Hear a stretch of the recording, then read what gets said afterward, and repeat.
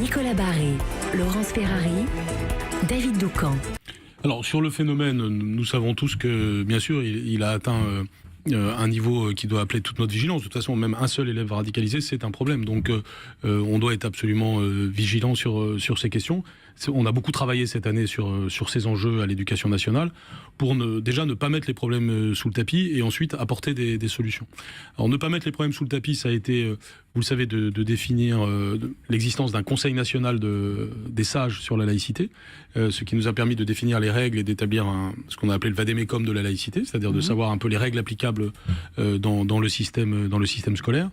Deuxièmement, on a créé des équipes laïcité dans chaque rectorat de France qui viennent en appui des établissements chaque fois qu'il y a une difficulté. Et troisièmement, on a fait quelque chose qui vient en appui du sujet soulevé par votre question, c'est-à-dire nous avons créé une adresse spécifique pour les professeurs et les personnels de l'éducation nationale pour nous écrire à chaque fois qu'il y a un problème de laïcité. C'est pas toujours un problème de radicalisation, heureusement, mais un problème d'atteinte à la laïcité.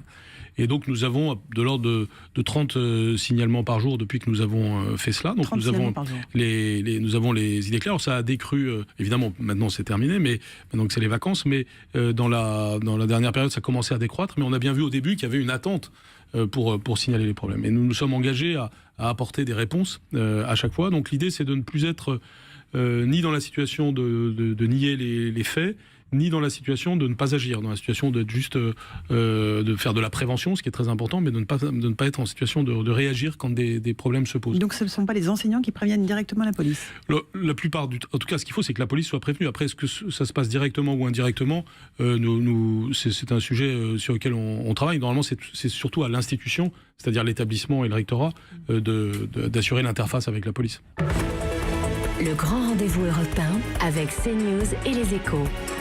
Nicolas Barré, Laurence Ferrari.